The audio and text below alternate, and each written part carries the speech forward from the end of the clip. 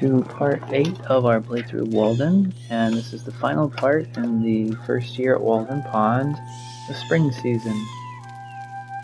So life has returned to the woods. We can see a blue jay flying by, we hear the catbird calling. Outside we have a couple letters, one from Sophia. May 1846. Dear Henry, I hope that your work has gone well, that your experiment has been fruitful.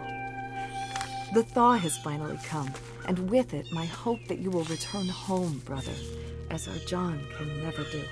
Your always loving, Sophia. Dear Henry, I will soon be off to London and Paris to deliver my new lecture and meet with Mr. Dickens, Lord Tennyson, and Mr. Carlyle. There is quite the revolutionary climate in Paris these days, and Lydia wishes I would not go. But how can I sit idle when America faces our own impending struggles against tyranny?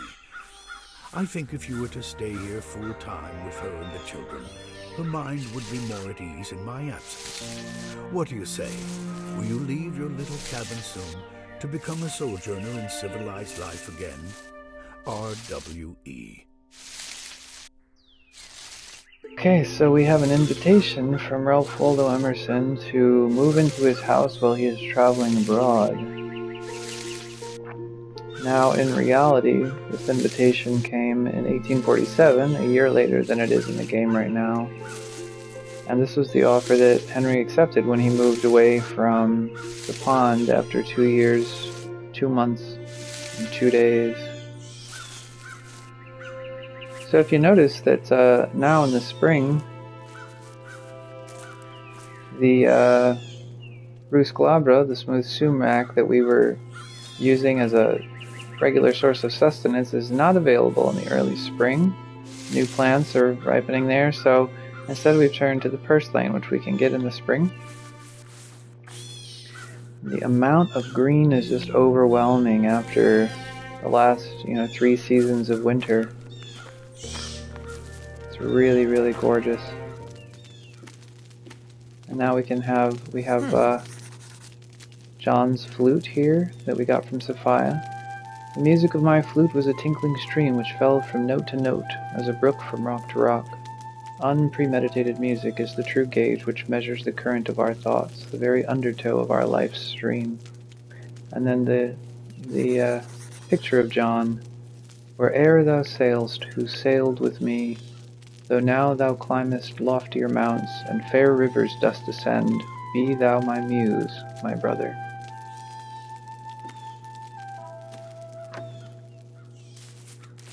Alright, we need to chop a little wood here just to keep our stores up. The sound of the birds, all of life returning to the woods here.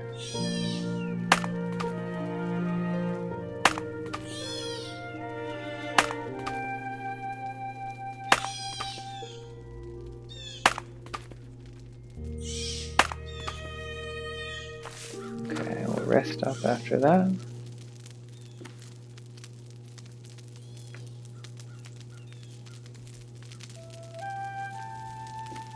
Okay, let's see what we have on our tasks list. We still have to find 2 more mice for Dr. Agassi, and return Emerson's copy of the Bhagavad Gita, and we can solve Sophia's riddles. Let's look on the map and see.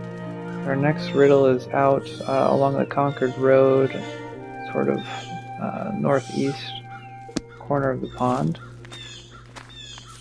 So let's head in that direction, and as we go, let's take a peek at some species. The light, which puts out our eyes, is darkness to us. Only that day dawns to which we are awake. There is more day to dawn. The sun is but a morning star. Along the ground here, our ox-eyed daisies have grown up again in the spring.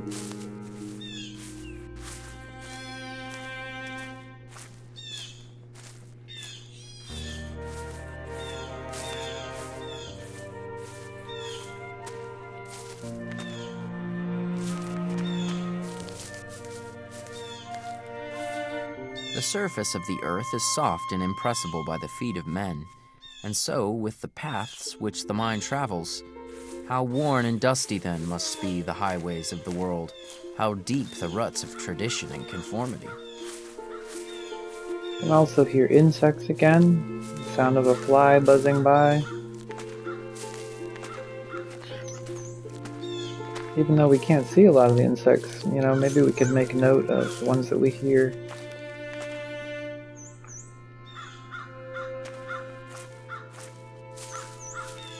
Yeah, here's our old friend the black birch with its catkins. Green again. And there goes the red squirrel again.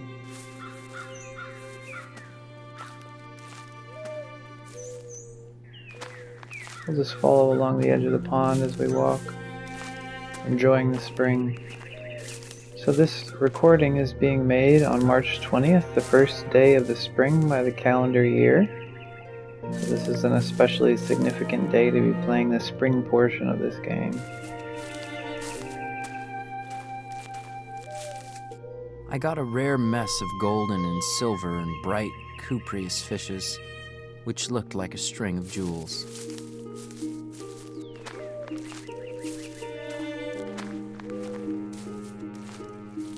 Such a nice contrast to see all this green. Here's our sandbar willows, bright green now along the shore.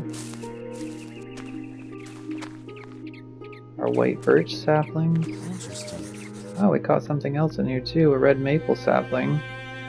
A small red maple has faithfully discharged its duties perchance on some small hillside all winter and summer, neglected none of its economies, added to its stature in the virtue which belongs to a maple by a steady growth all summer, and is nearer heaven than in the spring, never having gone gadding abroad.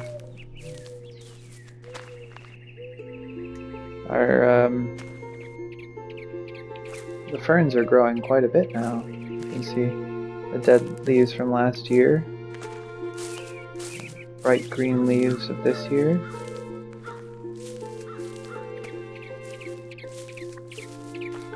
Music is full and cheerful. Some more white birch there. Interesting. Here's our white oak, now with green leaves instead of red. Let us have willows for spring, elms for summer, maples and walnuts and tupeloes for autumn, evergreens for winter, and oaks for all seasons.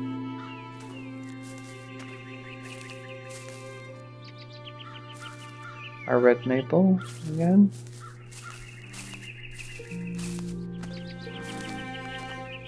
The dogwood, now green leaves. So the red that it had when we first noticed it.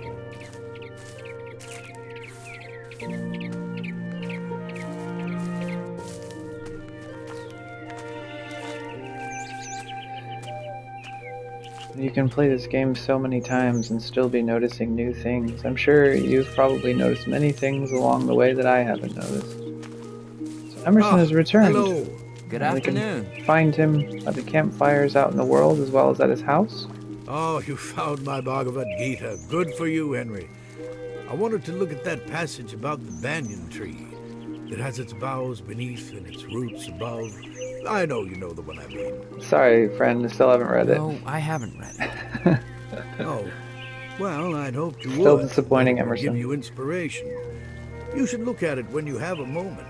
I think you might be like the banyan tree, Henry, with its leaves all green, waving hymns which whisper truth. That is, if you keep to your plan and don't waste your days away huckleberrying. Doesn't the Bhagavad Gita say that he who knows the banyan tree knows Veds and all? I've been looking for my Rig Veda, by the way. I was reading it the other day down by the southern shore of the pond. Have you seen it there by any chance? I haven't seen it, but I can look for it. Wonderful. Let me mark the very spot. I think I left it on your map so that you can find it. That shouldn't be difficult to find. I'll see you again soon.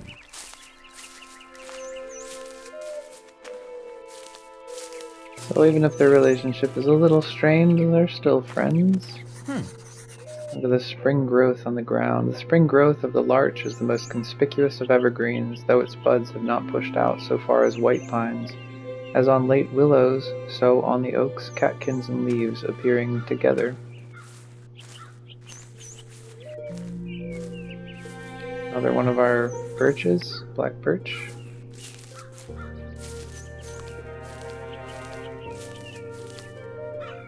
Dogwood and the red huckleberry. Still just a green plant without its berries yet. Green everywhere.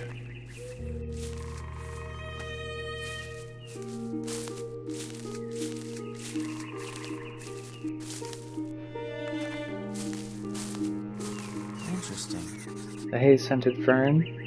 As I was going along, I perceived the grateful scent of the Dixonia fern, now partly decayed. Yeah, we've read that passage before.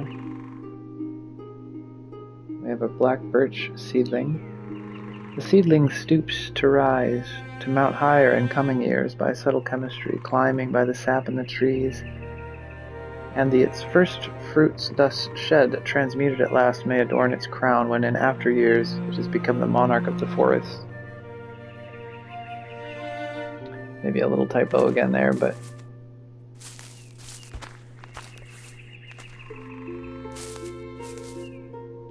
oh yeah, and down here in the water we can see our blue flag has come back.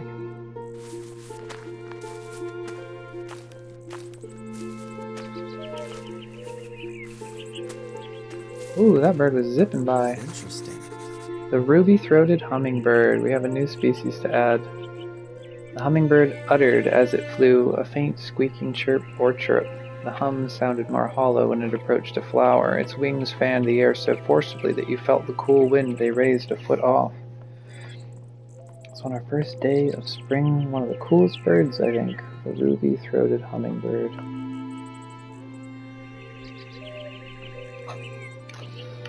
Alright, whoops. Alright. Getting dark already. The day just flew by, and there's so much to see in spring. You can hear the croak of the frogs again.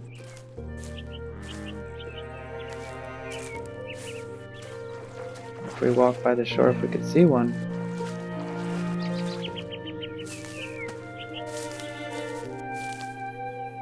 Don't see one yet.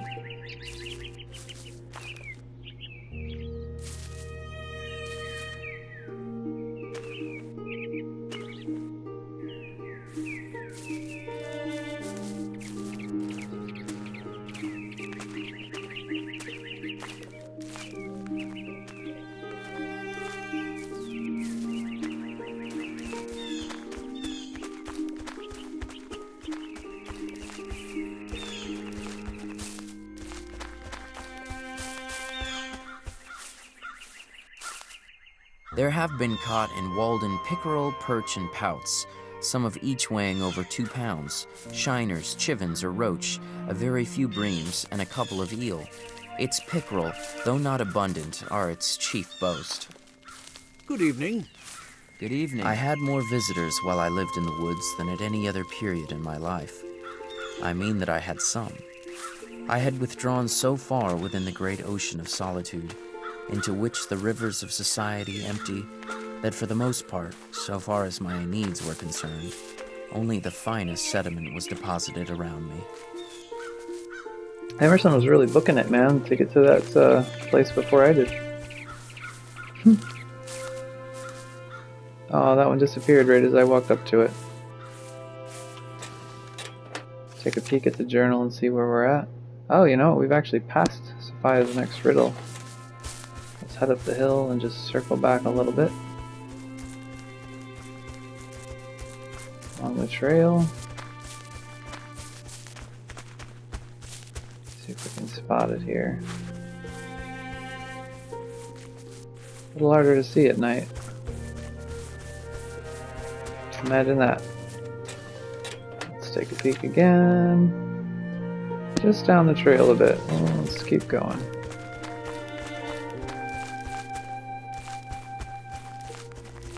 Another arrowhead. Perchance the first who came to this well have left some trace of their footsteps. I have been surprised to detect encircling the pond, even where a thick wood has just been cut down on the shore, a narrow shelf-like path in the steep hillside, alternately rising and falling, approaching and receding from the water's edge, as old probably as the race of man here, worn by the feet of aboriginal hunters, and still from time to time unwittingly trodden by the present occupants of the land.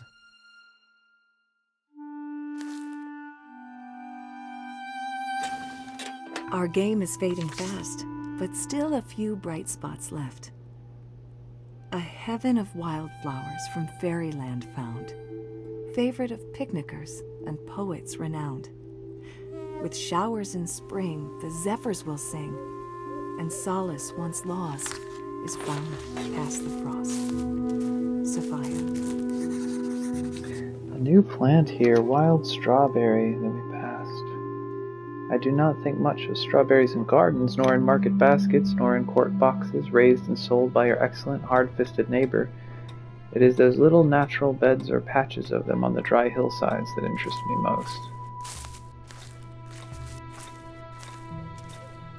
The ticking of the end of our first day of spring, which will go so quickly, as in real life.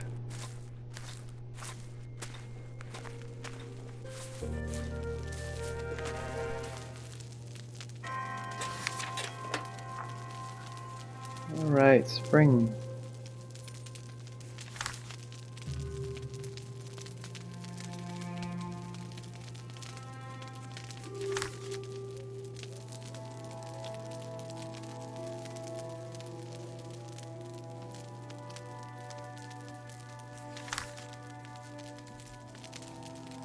Alright.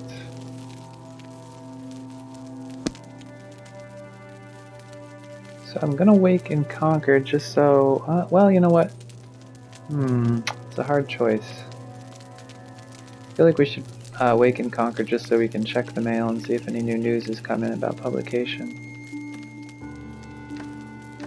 Fill up our food here. Our clothing here. We have a new arrowhead outside. What an idea, Henry. A cabin in the woods? And you would live there alone, working and writing? About our woods and your experiment in living?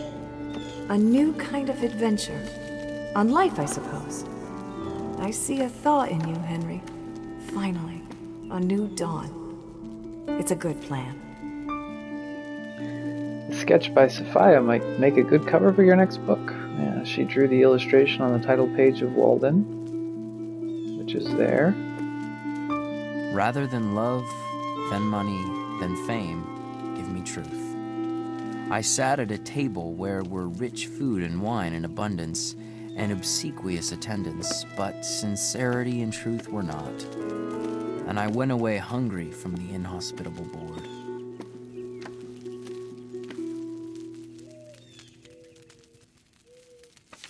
Dear Mr. Greeley, my brother, Henry Thoreau, has asked me to send you this manuscript of his first book.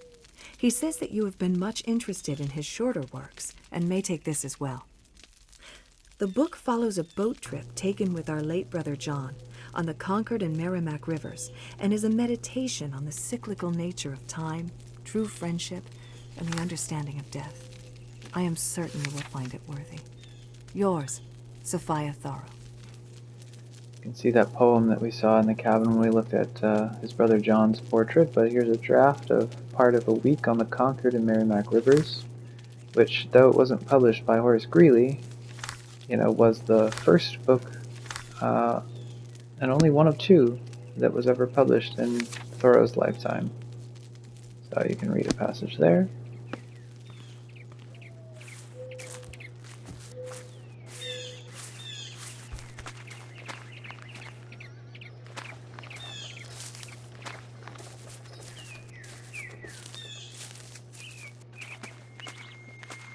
Stop in the post office. Looks like we have another surveying job available, a survey of Fairyland Meadow for $1.50. We have a letter waiting for us. My friend Thoreau. Hey. I have been hurried and have not settled your payment with Graham. I did see him, but it was at a crowded $12. dinner party where I had no chance to question him on business. I enclose you $12 for your article on Maine scenery, as promised. I know it is worth more, though I have not found time to read it. It is rather long for my columns and too fine for the millions, but I consider it a cheap bargain and shall print it myself if I do not find another magazine. What about your book? Is it going well? Yours, Horace Greeley. Happy spring to you, Henry. Surely you must be ready to come home now, having seen a full year at the pond. Though it must be fine this time of year. I never have time to see it myself, but a man must make a living. Sad. Superfluous wealth can buy superfluities only. Money is not required to buy one necessary of the soul.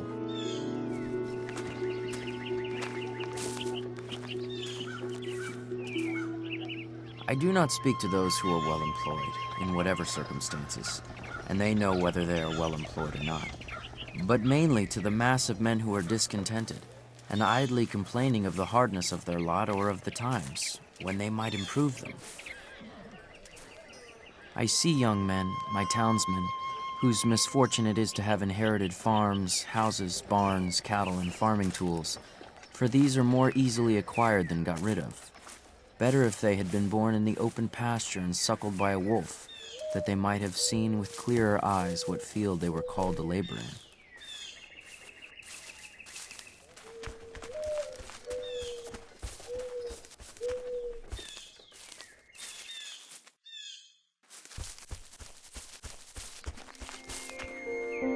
If a man does not keep pace with his companions, perhaps it is because he hears a different drummer. Let him step to the music which he hears, however measured or far away.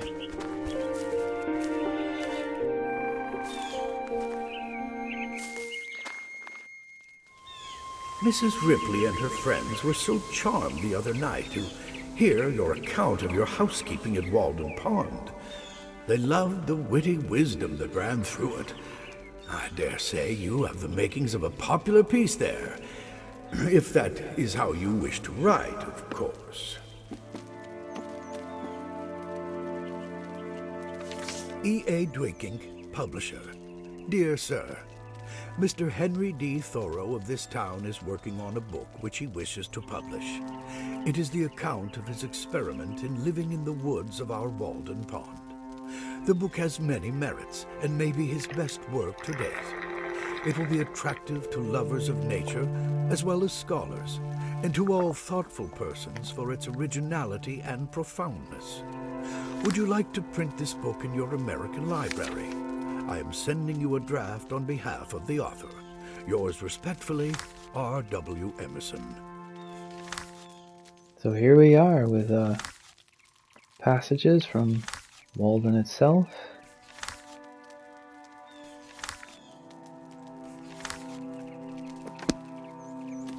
Which you can read here at Emerson's house.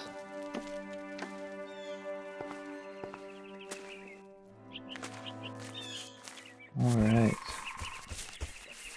Here we can see the pasture rose, Rosa Carolina. We'll add the pasture rose to our list. Roses are not so numerous as they were. Some which I examined now have short, stout, hooked thorns and narrow bracts. Is it the Rosa Carolina?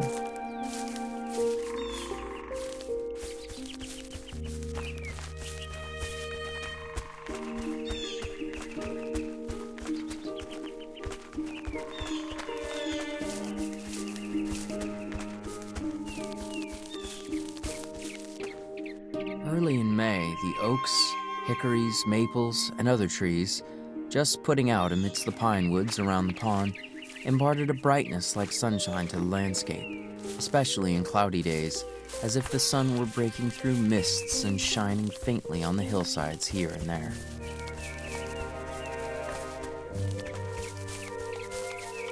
Alright, so you can see we have a surveying job out in Fairyland Meadow, as well as Sophia's poem, or her riddle, so we're going to head in that direction.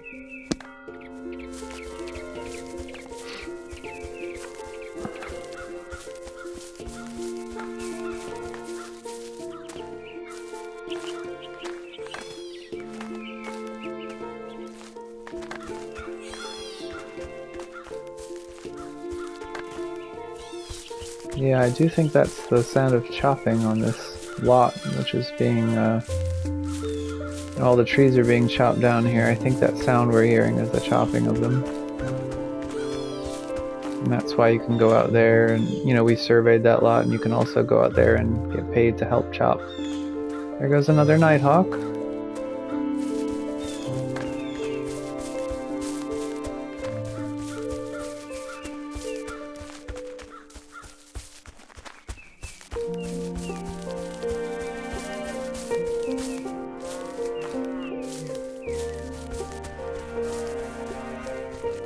More strawberries here. And pick some for food.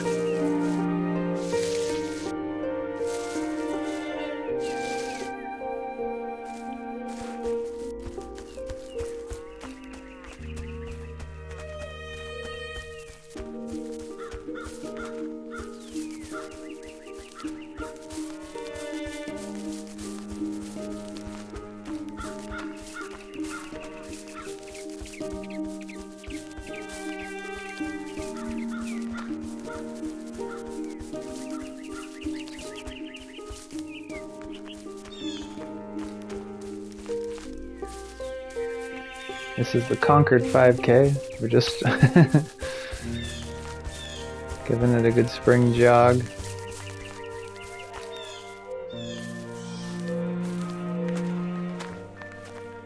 What those plants are along the side there.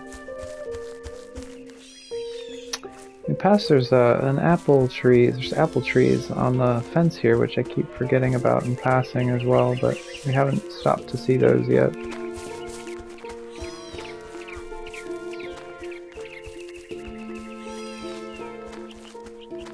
So much to see in this game. But you really come to appreciate the warmer seasons as well when life is so abundant after you've played through the winter. The bird's foot's violet again.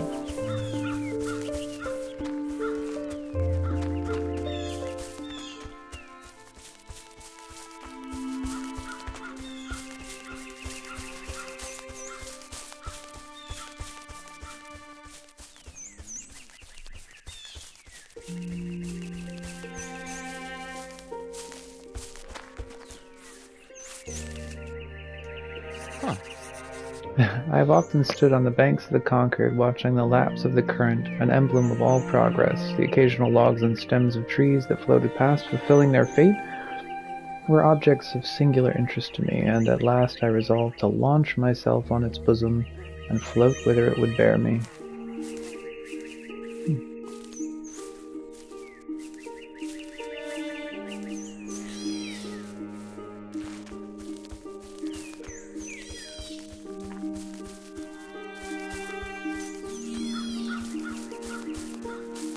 Look at that. A screech owl. There's also a song sparrow nearby, but the screech owl we have not yet seen. I love to hear the screech owls wailing. Oh, that I had never been born, sighs one on this side of the pond. Then, that I had never been born, echoes another on the farther side with tremulous sincerity, and born comes faintly from far in the woods. Add the screech owl. I think that's a pretty rare find. Be able to see the screech owl and hear it.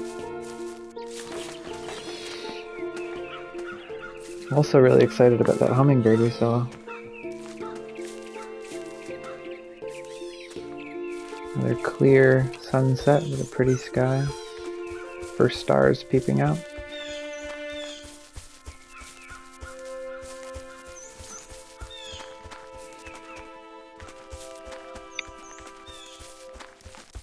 I believe once you come out to it, there's a spot in the Fairyland Meadow where you can wake up the next day if you choose to do so.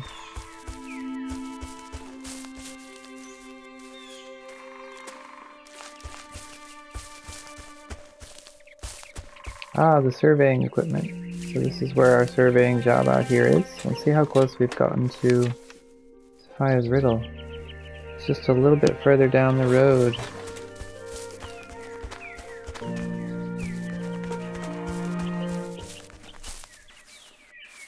Whole field of, looks like, oxeye daisies and some bluets around here too. Aha, we found it.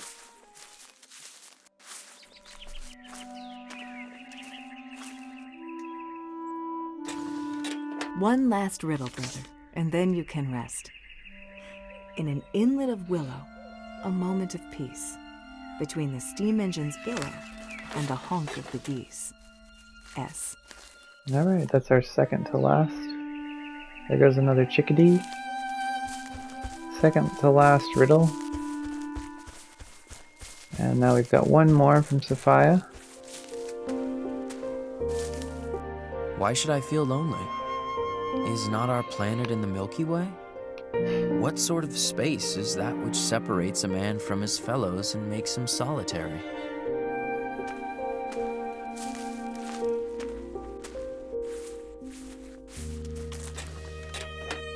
Let's peek at the map again here. Looks like our next book for Emerson is also along Walden Pond there. The X on the south side of the pond. So in the morning, we'll camp out here, and in the morning we'll do the surveying job. We'll try to grab Emerson's book, walk along the pond, and find Sophia's last riddle as well.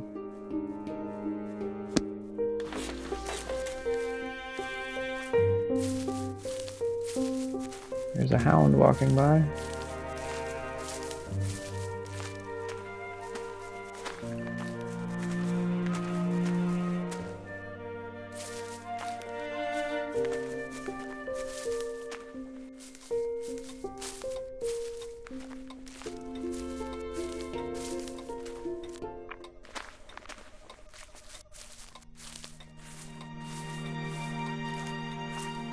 Oh look, another screech owl. Very cool.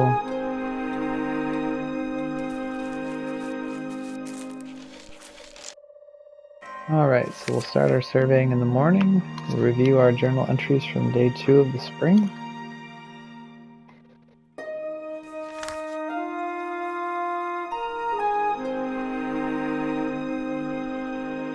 And today we met the pasture rose and the screech owl. To add to the sound of the fly, the ruby-throated hummingbird and the wild strawberry. That's interesting, it didn't capture the whole passage about the Milky Way there that was actually read. Just the part that says, "Why should I feel lonely? Is not our planet in the Milky Way?" So we're going to wake where we are and start really early on our surveying. Before the sun's even fully up.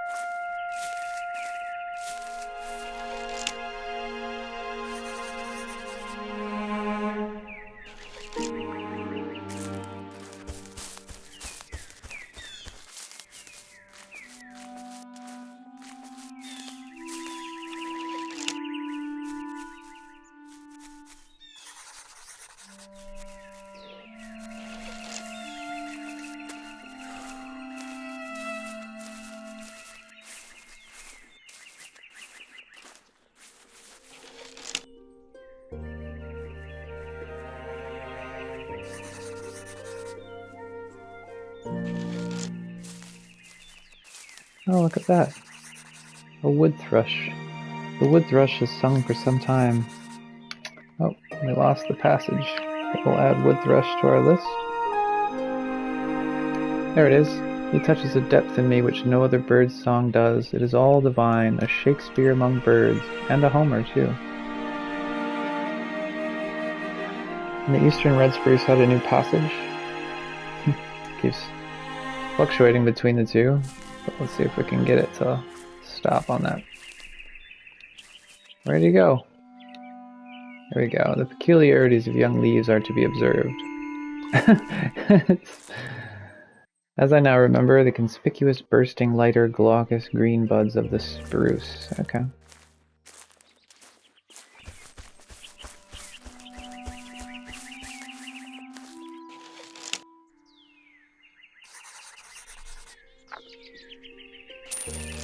Alright, we have been paid for that surveying job. Wow, look at this pretty field. All these bluets coming into flower. Can stop for just a moment and get inspired at the solitary cairn. Chickadee flies by. Alright, so we're gonna go down along the edge of the pond.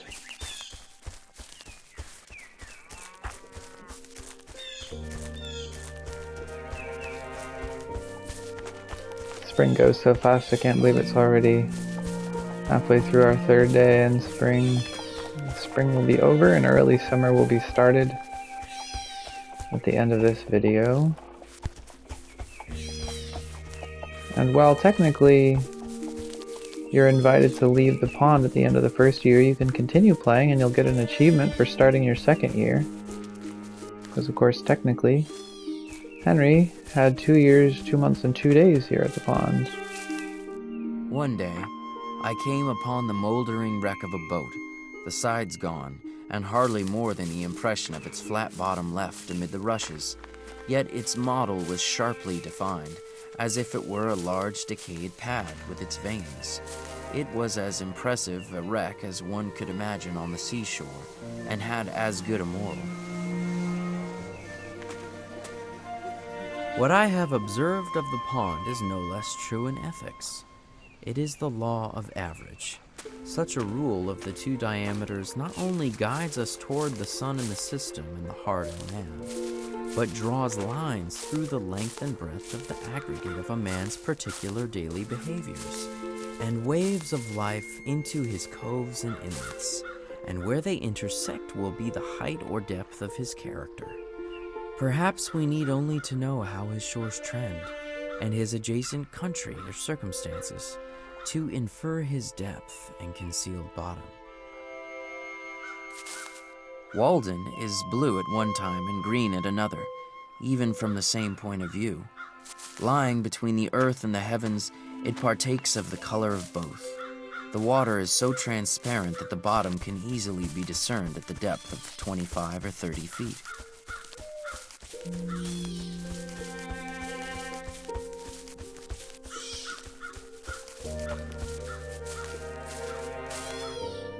In an hour or two, without labor, but as a recreation, I could, if I wished, catch as many fish as I should want for 2 days, or earn enough money to support me a week.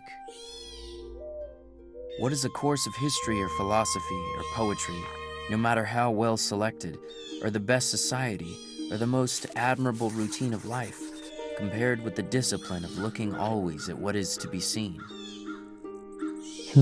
That's one of the best passages, in my opinion. Here are the water bugs. On calm days, the skaters and water bugs leave their havens and adventurously glide forth from the shore by short impulses till they completely cover the pond.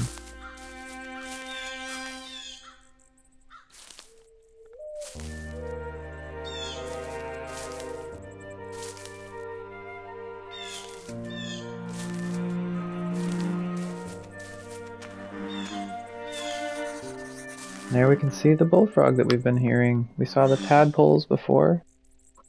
We can add the bullfrog itself. The bullfrog's trump and the note of the whippoorwill is borne on the rippling wind from over the water. Sympathy with the fluttering alder and poplar leaves almost takes away my breath, yet, like the lake, my serenity is rippled but not ruffled.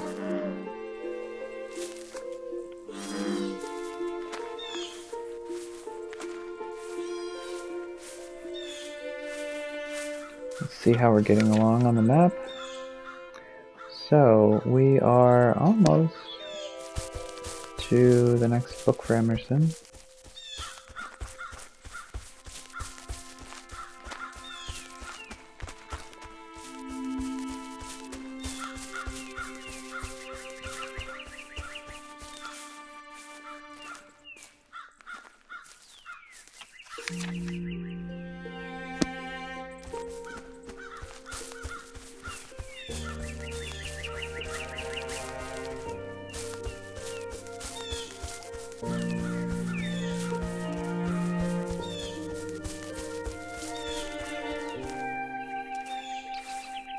Don't see the reading rock yet.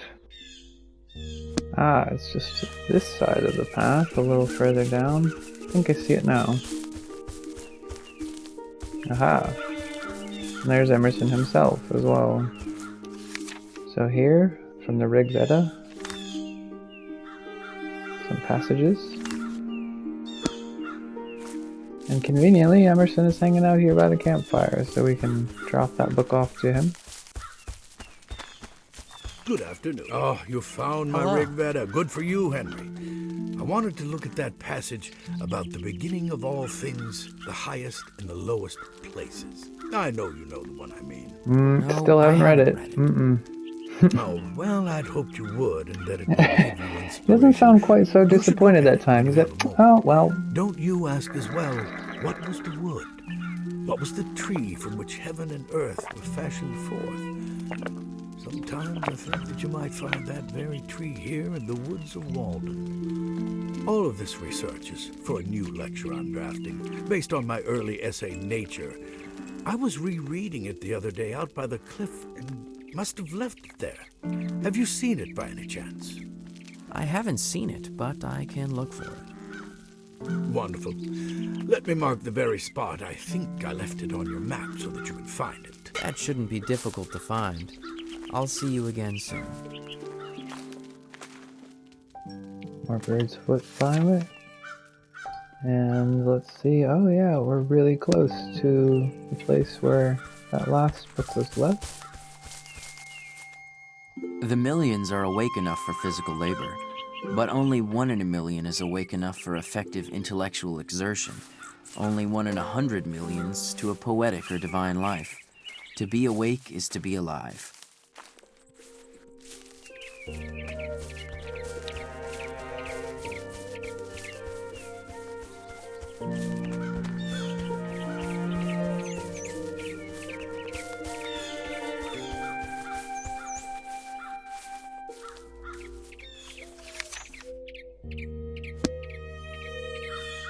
Aha!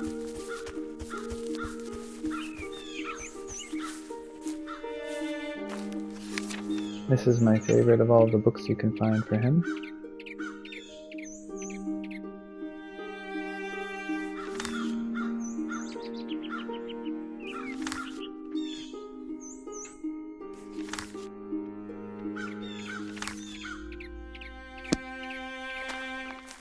And this will be the last of the books if you're trying to collect all of them for Emerson.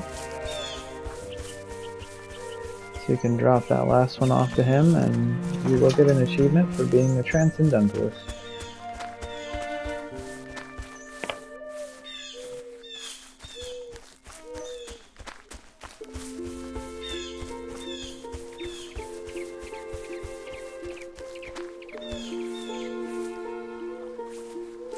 My house is finally in the red. Look at that, when I go back it's gonna look ridiculous.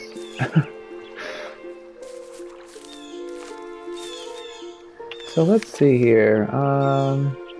There is a boating spot right there next to Sophia's riddle. So let's just take the boat as a shortcut.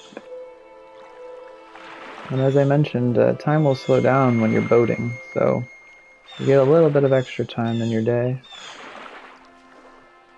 But you can't steer anywhere you choose to on the lake. Each time you get in, you'll go out to the center of the pond. And then you can choose to either fish from the center of the pond if you want, or choose a destination on a lake shore.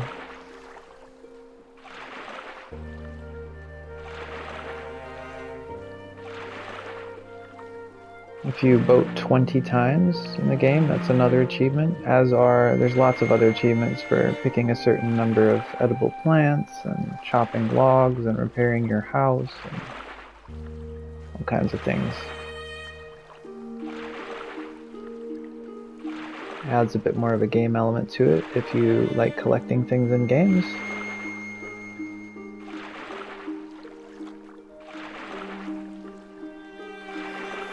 Alright, we've reached the center of the pond. Interesting. Oh, there's Long Cove. The shore of Walden is irregular enough not to be monotonous. I have in my mind's eye the western indented with deep bays, the bolder northern, and the beautifully scalloped southern shore.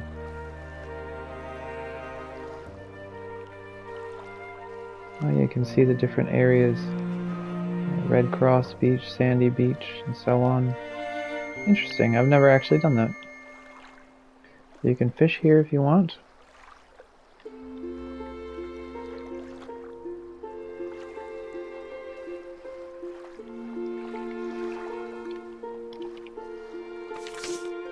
Whoops.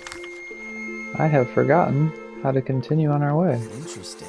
In warm evenings, I frequently sat in the boat playing the flute and saw the perch, which I seemed to have charmed, hovering around me, and the moon traveling over the ribbed bottom, which was strewed with the wrecks of the forest. I also have never known Sometimes I there spent were the arrowheads hours of on midnight the boat. fishing from a boat by moonlight, serenaded by owls and foxes, and hearing, from time to time, the creaking note of some unknown bird close at hand.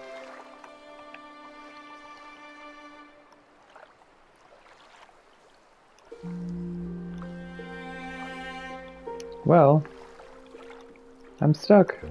I don't remember how to continue across the lake. I've done this many, many times, and yet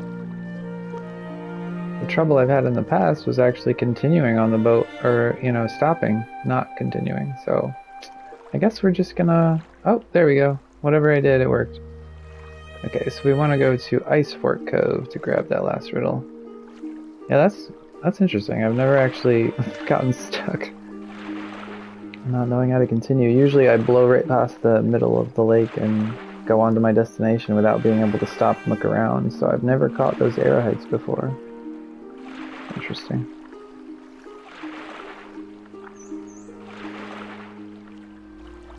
Alright. So this should be right next to Sophia's final riddle for us. So we will have completed the sort of side quest line of both Emerson and Sophia. We also finished the last mission for Bronson Alcott, although we may have missed the first one for someone named John. But if you're going for the Abolitionist Trophy, you'll want to grab that as well. Alright, so it should be directly behind us right now. Aha! I found it.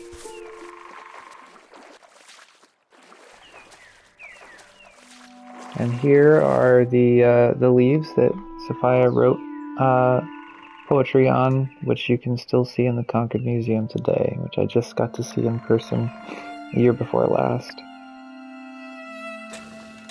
We're at the end of our play, at this fine place to pray, for those who have passed and we who stand fast.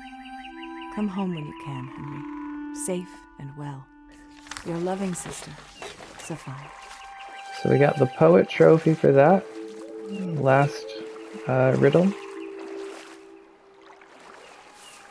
And though I've already collected it, of course, if you're going to play through yourself, you can try for the Naturalist Trophy by continuing Agatha's storyline. And officially, to finish the Transcendental storyline, we would need to turn in the copy of Nature for Emerson. And we have a manuscript for Greeley at our parents' house, that we'll want to turn in for publication. So again, you as the player have the choice when you come to this point in the game, after a bit more than 6 hours, whether you want to continue into a second year at the pond or not. Here's Emerson, so we'll drop off his copy of Nature to him. Oh, you found my copy of Nature. Now I can get my work done on the new lecture. I wanted to look at that passage about going into solitude. I know you know much about this by now, so I hope that the passage might resonate with your experiment. You've been such a good friend to help me, Henry. But now you should get on with your own work. Leave off the huckleberry parties and get back to your time in the woods. You can always come back and use my library if you need inspiration. Farewell. Okay, so that one is wrapped up. We're desperately in need of food and maintaining our shelter, which we'll have to do in the next day. But for now, we have to say farewell to the spring, to the croak of the bullfrogs. One hopped away as I approached. There's also a mossy pine. The earth lies out now like a leopard, drying her lichen and moss-spotted skin in the sun, her slough and variegated hide. I know that the few raw spots will heal over. Brown is the color for me, the color of our coats and daily lives, the color of the poor man's loaf.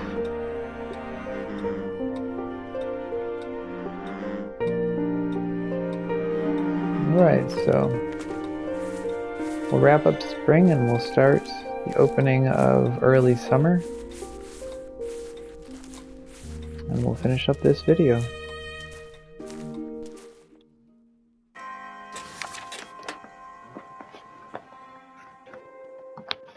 Okay, so our journal entries.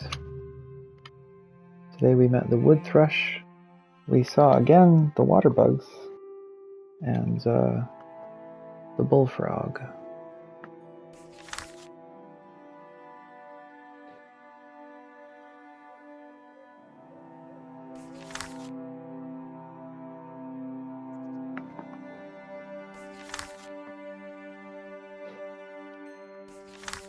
Okay. We're going to wake at our cabin. Let's see. Should we do that or should we wake in Concord? We have some work to do at the cabin, so we'll go there.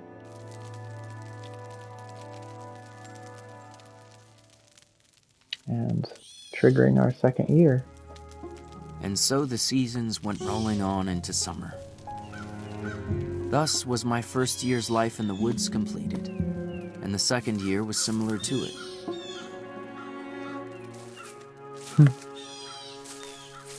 So yeah, our house is in really poor condition now. Alright, so I will do a follow-up video. I'll continue on into a part 9 so that we can wrap up a few of these storylines and continue peeking around. So we'll see you there if you choose to follow, and if not, thanks for joining me on the first year's playthrough of Walden.